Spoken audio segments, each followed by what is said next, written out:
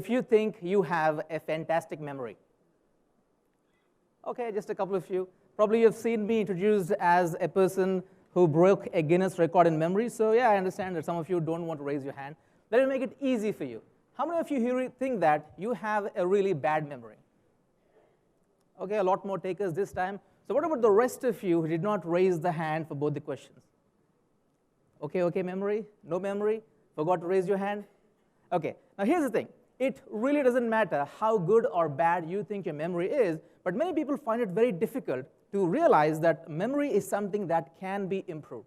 Just like you can improve your leadership skills, you can improve your technology skills, you can improve your personal skills, you can also really skyrocket your learning skills. I want to show you something really interesting, probably something you've not seen before in your life. Now that's a tall claim, but let's see. Probably some of you might have seen something like this. Can I request any 5 people to please come up onto the stage? I promise you, you don't have to remember anything. I just want you to just come here and write some stuff on the flip chart. Yeah, any 5. Yeah, thank you. 1, 2. Thank you, sir. 3, 4. We're talking about diversity. Any women here? Any women want to join? Okay. So all takers. Oh, she is okay. Yeah. Thank you. Thanks so much. So 1, 2, 3, 4, 5. Yeah. Thank you so much. Big round of applause for all these people here on the stage. Thank you very much. So would you like to go last? Because the person who goes last has to do a little bit more work. Okay, no problem. Okay, so maybe start from here. So all you need to do is to write a 6-digit number on the flip chart, random, 3, 9, 6, 5, 4, 2. So anything like that. So write 6 digits, and after you write, please give the marker to someone else. They will write one more 6-digit number, another 6-digit, and you be the last, sir. Yeah, I'm the last. And then after that, I'll tell you what you need to do. So at the end, if everything goes well, at the end, we should be having a 30-digit number on the flip chart. So let's see how it goes. Thank you. So we're very quiet on the stage, so let's see how it's going. So the third person coming up. 4th, okay.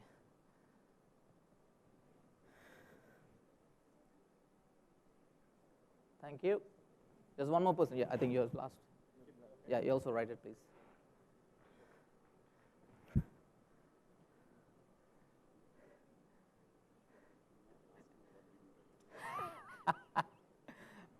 Are you a doctor? Okay, thank you. So big round of applause one more time for all these people so you can have a seat, except this gentleman here. Yeah, thank you. Yeah, you can have a seat. So I'm not looking at the flip chart, right? I don't know what the numbers are. And your name is? Sorry? How shall I address you? Baliram? Bali. Okay, so Bali is here. And Bali, if you don't mind, please look at the flip chart. I'll be standing behind the flip chart. Do we have a 30-digit number here? We have. Great. So it's very simple. All you need to do is I'm going to close my eyes, and please call these numbers one by one. Let's say, what's the first digit? What's the first digit? So when you say 5, I will say right. Only when I say right, then you tell me the next digit. Right? So after the first digit, I'll say right. Next digit, I'll say right. Next digit, I'll say right, and so on. After the first line is over, straight go to the second line. You don't have to tell me now we're in the second line or the third line. Doesn't really matter. So what's going to happen is I'm going to show you a demonstration of not only memory, but also about attention, focus, Thank you. and learning. So let's see how it goes. So Bali, if you don't mind, and the rest of you, while I'm trying to focus on these numbers, you try to remember these numbers along with me. Wish you all the best. Yes, sir. 5, Right, 6, right, 8, right, 2, right, 3, right, 9, right, 6, right, 4, right, 5, right, 7, right, 8, right, 6, right, 7, right, 5, right, 0, right, 4, right, 6, right, 3, right, 4, right, 8, right, 0, right, 2, right, 7, right, 5, right, 9, right, 9, right, 9, right, 9, right, 9, right. 9. Thank you very much 2 times. First, thanks for making it my life easier. Second, thanks for calling out these numbers out loud. Big round of applause for Bali here. Thank you very much. Thank you. I can give the mark.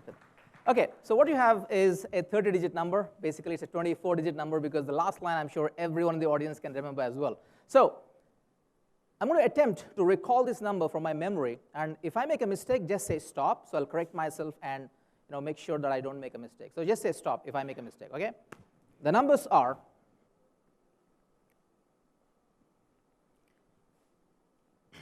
5, 6, 8, 2, 3, 9, 6, 4, 5, 7, 8, 6, 7, 5, 0, 4, 6, 3, 4, 8, 0, 2, 7, 5, 9, 9, 9, 9, 9, 9. Thank you. Okay, so what you've seen is a small demonstration of what anyone can do if they train their brain. Now, one of my records is I memorized a number consisting of 1,944 digits. Looks something like that. And I broke many records on memory. For those of you who know the Limca Book of Records, I have my name in many Limca records for memorizing decks of playing cards and memorizing multiple decks of playing cards. So for those of you thinking of taking me to the casino, I'm available. We can talk about the negotiation later on. That's not part of the HRD Congress. I became a grandmaster of memory and also broke a Guinness record for memorizing the longest sequence of colors. Now, I know that you're here. I know, thank you. Thank you. I know that you're not here to break a Guinness record. I know your goal is not to break a Guinness record. But will I be okay if I say that your goal is to break your personal records? Your goal is to future-proof yourself. Your goal is to upskill and reskill yourself in these challenging times. If that is your goal, today, by the end of this presentation, it's going to be very short, I guess, because we have lunch coming up, and I know that all of you are going ahead and looking for lunch. So these 4 steps, the 4 simple skills with the help of which you can take charge of your learning and development and make sure you can navigate the ever-changing world of work. With the help of these things, you can really make sure that you upskill and reskill. And we are living in the VUCA world, as they say. We are living in the volatile, complex and ambiguous world. So how do you navigate that? These 4 skills will definitely help you. Let's first start with the first one. L stands for learning. Now, we're all in the HRD Congress. A lot of people, learning is something that we talk a lot in your organization, among your peers and among your colleagues. Now, learning is something that is being used very frequently in the corporate world. In fact, lifelong learning has become a buzzword. In fact, in the World Economic Forum, in the top 10 skills that people need by 2025, right, number 2 is active learning and learning strategies. So learning is essential. But my question to you is this. How many people take learning in such a way that at the time of learning, they have high quality learning? For example, when I was learning this number, I know that most of you don't want to remember numbers, but when I was learning these numbers, I was actually demonstrating 100% laser sharp focus. So when you are learning about your skills, how many of you have high quality of learning? And how many of you actually make sure you create a learning journey with career advancement in mind? And most importantly, how many of you make learning a part of your allotment in the calendar to learn the important skills that you need to do? If you're already doing it, fantastic. If not, I'm going to give you some ideas. Now, as we continue the presentation, I'm going to give you 10 seconds time. In your mind, think about what is the one skill that you need to master to make 2023 your best year ever. Think about that in your mind. 10 seconds. Because the rest of the presentation, you can keep that skill in mind and see how you can really become a master at that in 2023. Okay, hopefully you have a skill in your mind. So let's talk about a little bit of my backstory. I'm born in a place called Hyderabad. Anyone from Hyderabad here? Yeah, thank you very much. So Hyderabad, the one thing I miss in Hyderabad is the biryani, as you know. So I live in Singapore now. I came from Singapore for this thing, but in the last 6 years I've been in Singapore. But I live in Hyderabad. Now, in Hyderabad, back then, I'm talking about many, many years ago, 1996, there were only 5-digit telephone numbers. Now, I could not even memorize a 5-digit telephone number, but I really know that I need to really improve my memory. I need to work on this thing. I pushed myself with rote memorization techniques, and I pushed myself to go up to 10 digits. It was possible. It took me a few months, but I could actually go to 10-digit numbers. And I said, that's really working. So let me push myself to memorize a 20-digit number. It actually worked. And by the time I could memorize a 20-digit number, the people in my college really kind of taking notice on me, and it really became famous. People used to come up and write a 20-digit number. I used to look at the number. I used to memorize them. I became famous in the college. And I thought I'm the king of the memory world. Until one day, a girl came to me and changed my world forever. She said, are you the memory guy? I said, yes, I'm the memory guy.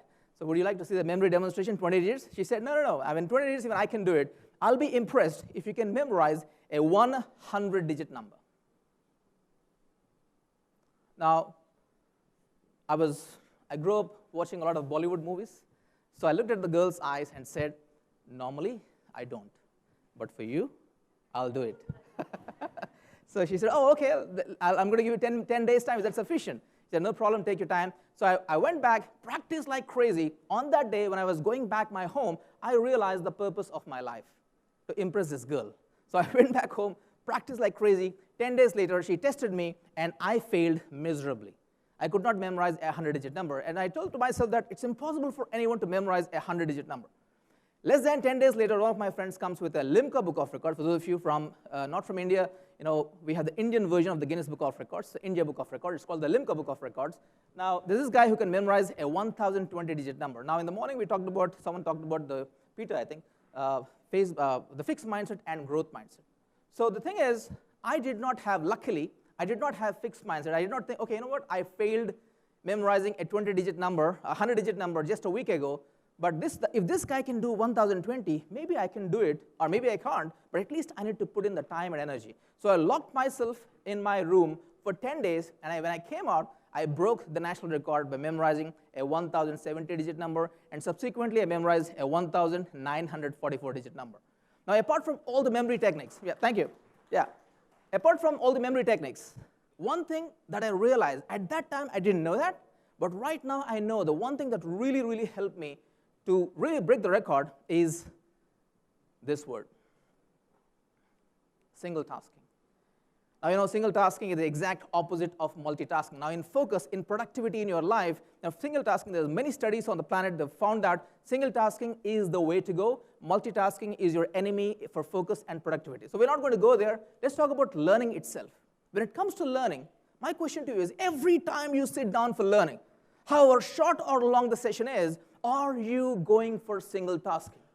If not, I would highly recommend you do that, because when I did not do single tasking for those 10 days. When I broke the record, I did extreme single tasking.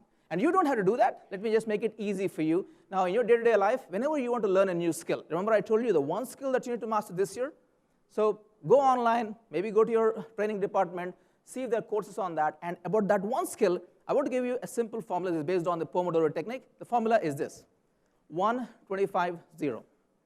Choose the one aspect of the skill that you want to learn, set a timer for 25 minutes, and until you hear the beep of the timer, do not have any distractions or any interruptions. It's as simple as that. Choose one aspect of a skill that you want to learn, set a timer for 25 minutes, and have zero distractions and interruptions. Now, I'm telling you, it's not that easy, because all of us have smartphones these days, and a lot of times what happens, people are mixing learning with all these distractions. How many times happen to you? Nowadays, a lot of people, okay, let me ask you this. Please raise your hands if you have books at home. Okay, that's a stupid question. Thank you very much. Please raise your hands if you have books at home that you haven't read yet. There you go. So we all have these books. People have stopped the habit. They don't have the habit of completing the books, because after we read 1 page, 2 pages, 3 pages, we get distractions, life gets in the way, and we don't finish that. So if you say, Nishant, I'm super busy, I'm the CEO, I'm the C-suite, and I don't have 25 minutes, or I'm in multiple different projects, how about 1, 10, 0? My point is, when you're learning, make sure the quality of learning is extremely high. It could be 10 minutes, but just focus high-class, world-class, laser-sharp focus on that. If you say, Nishant, I'm super busy, I can't even get 10 minutes, how about 1, 5, 0? Just 5 minutes, but make sure that 5 minutes really count every second of that. For those of you who are thinking that, hey, Nishant, I don't even have 5 minutes, my suggestion is don't learn that day. You can learn the next day, because that's not going to happen, because you need at least 5 minutes, right? So that's the reason why I say your learning ability determines your earning capacity, especially if you learn the skills that you want to learn to make sure you rise up in your career. That actually increases your job prospects, your career prospects, and your higher growth potential. and actually you'll make more money as well. I know that everyone is not here for money, but I think money is a nice byproduct. But more importantly, you're actually increasing your brain power as well in the process. And that's the first thing, which is L. But all learning is total waste if you don't have the next thing. In fact, a lot of people have learned things, but they have not got any benefits simply because they don't have the next A. And the next A is apply. I want to introduce to you to two things, HILO and LIHO. I can tell you straight away that I want you to go for LIHO. So what's that? Before that, I'll introduce to you to two concepts. Input. Input is information that you acquire. So from yesterday, you've been listening to a lot of speakers. So that's input. You are actually taking the information, putting it into your brain. That's input. You go to YouTube, input. You listen to a podcast, input. Read a book, go to a training program, input. But what is more important? Of course, input is important because that's what all learning, that's a pillar. But what is also important is the output. It's what you do with the information that you acquire, and that is what really makes a difference. Now, a lot of times, people get so caught up. Okay, I want to attend 10 training programs this year. Okay, that's high input, low output, HILO. You can learn a lot, but if you're not applying it, that's HILO. And the problem with that is you might think that, okay, I'm learning a lot, but the problem with that is this. You get a false sense of competence. Oh, I read all these books. I went to all these programs. I interviewed all these people. Okay, so what? What is the tangible change in your life that you really got after learning all that stuff? Did you apply the thing? That's the reason why I say that LIHO is the way to go. Low input, high output. Learn a little, apply a lot. Learn a little, apply a lot. Learn a little, apply a lot. That's the way for mastery. Because if you're learning too much, it overwhelms you, and you can't really make progress. So that's the reason why I say input gets you on the path. It's the output that gets you to the destination. So if you are just learning and you clap your hands and you fill up a tick box that I have learned all these skills this year, well, that's just you're getting on the path. How can you ensure you can actually reach the destination? Is by doing the output. So learning and applying. I know that a lot of you here, you learn and maybe also you apply, but we are living in these challenging times. Now the theme of this conference is navigating the world of work, and it's ever changing. And if you don't have the next R, you can be really successful, but when things change, when there's disruption, when things pivot, when you have a job change description role, things can go haywire. And I'm talking about the R stands for reflect.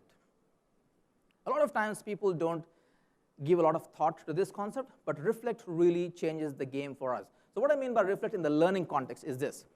You learn something, you take the time, schedule some time in the calendar, and you apply those things.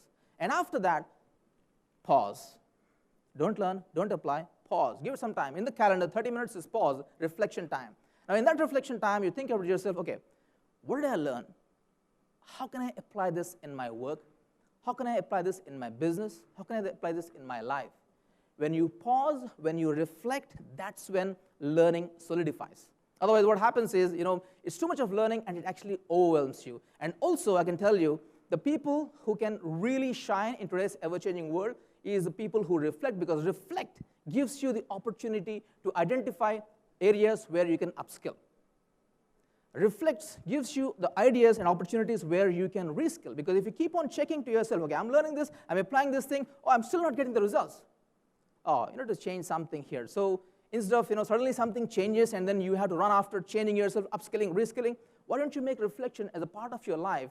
And then make sure that every 1 week I do reflection and see, okay, where am I standing up to the skills I want in my life, in my organization, and where am I faring right now? So that's what the reflection is all about. And that's the reason why I say, if you don't reflect now, you might have to regret later. So make sure reflection is a part of your weekly routine, if not daily routine. I do reflection every day for 5 minutes at the end of the day. But if you don't want to do that, I think you definitely need to create those reflection moments on a weekly basis at least. And that brings us to the last thing. In your mind, in fact, let's do one thing. Can you please find a partner? The person sitting next to you, by default, becomes your partner. Okay, let's find a partner, and I'm giving you 10 seconds time. Can you please tell your partner the name of one world-class athlete that instantly you can think of? 10 seconds, your time starts now. Go ahead. Who is the one world-class athlete that you really admire and respect?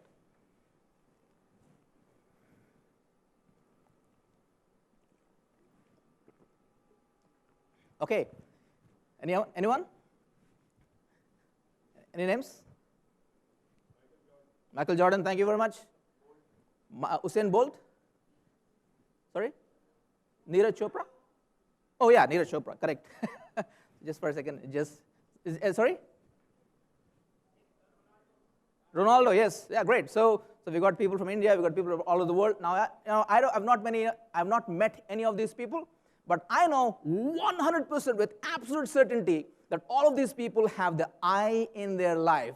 World class requires I. If you want to be world class in whatever endeavor you want to do in your life, you need the I. What is the I? Immersion. You need to immerse yourself. What do I mean by that? So remember I told you, many years back in Hyderabad, there's this residential meditation camp for 10 days. So when I was 17 years old, I don't know why, I signed up for that meditation camp. And in that meditation camp, this was a schedule. 4 a.m. you wake up, you sleep at 9:30 p.m., and then this is the kind of meditation that you have. So let me just tell you where we do meditation in that 10 days residential camp. I'll make it easy for you. That's what we do. From the time you wake up, from the time you sleep, you are doing meditation, about 12 hours of meditation per day. Now, I thought, that's crazy. I don't think I can outlive this program. Even like 2-3 days, I'll be out. But slowly by slowly, they gave us the skills, and I could actually go all the way to 10 days. And I realized that by the end of these 10 days, the amount of hours I put in that meditation practice is equal to someone who actually meditates 10 minutes a day for 2 years.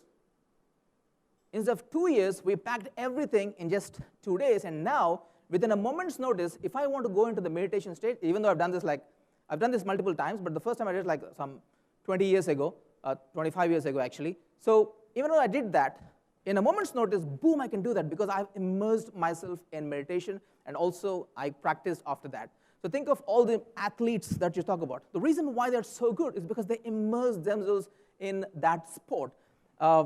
Even my own life, when I went from 20 digits numbers all the way to 1,944, remember I told you, I closed my door, and I locked myself, I immersed myself. Now, what I suggest you to do is, in your calendar, I want you to schedule some time called as the immersion days. You can say, okay, in this month, this Wednesday, this Thursday are the immersion days. In these 2 days, I don't do any learning, I don't do any application. Of course, you do application. I'll come back to that. You don't do any learning, you don't do any reflection, but all you do is to really immerse on the things that you really want to master. Now remember, this has to come after the reflect. Why? Because you learn, you apply, and when you reflect, oh, these things are not working, these things are working. So in the immersion, you only use the things that are really working for you, and you immerse yourself. Now if you think that, Nishant, immersion days are not for me, it's okay, immersion hours. How about 3 p.m. to 5 p.m. this Wednesday or this Friday is my immersion time. This is where I've learned that skill. I know what to do. I'm going to set the timer, and boom, I just do that and nothing else. I immerse myself to that. Now, the best example is people who are preparing for the Olympics. They immerse themselves in the sport for 4 years, sometimes 8 years. That's what they do all the time. That's the reason why we admire these sports people, because they are masters of immersion. I think Bruce Lee said it the best. Now, he said that, I do not fear the man who has learned 10,000 different kinds of kicks. I do not fear the man who has learned 10,000 different kinds of kicks, but I fear the man who learned one kick and practiced it 10,000 times. Because that's immersion. Because this person can execute that kick so deadly that the other opponent has no chance at all. So that's what we have. That's what we have. The learning, apply, reflection, and immerse. I just keep checking the time here. Okay, we got, I think, 1 more minute. Okay. Well, there you have it. So what I want to tell you is the reason why one of the squares is in different color is because the learning is just the input part. You apply, you reflect, you immerse. That's the output part. So my quick suggestion for you is, whatever you're learning, make sure if you spend X amount of time on the input, you should spend 2X minimum on applying, reflection, and immerse. Now, I'm a professional speaker. I speak all over the world. I've spoken in 23 countries across 5 continents. You can take a picture of this if you want. For those of you who want to invite me to your organization, companies, I'm more than happy to see how we can work together. I'm available today and tomorrow. Well, let's exchange cards, and let's see if I can work with you. And the last thing is, okay, we don't have time for that. So I know that some of you are wondering, Nishant, how do you remember that number? So that's a whole different story. If you scan that thing, you'll go to my YouTube video where you just see how to remember numbers. I told you the whole thing. Now, before I leave, I want to show you something really cool. Hopefully it works. I'm coming back to Mumbai after like 20 years. So I don't know if this works anymore in Mumbai, but I'm still trying to challenge myself. How many of you think that I still remember these numbers? Okay, 2 hands raising. Thank you very much for your confidence. For the rest of you, I'm going to try to recall these numbers, and then we're done with this. I'm going to recall these numbers.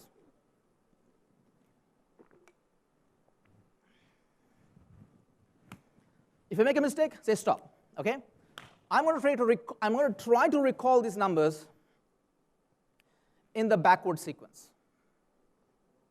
I'll try in the backward sequence. Okay, first the easy part. 9, 9, 9, 9, 9, 9. Then the difficult part is 7, 5, 2. Oh, it's not 7, 5. Oh, 5, 7?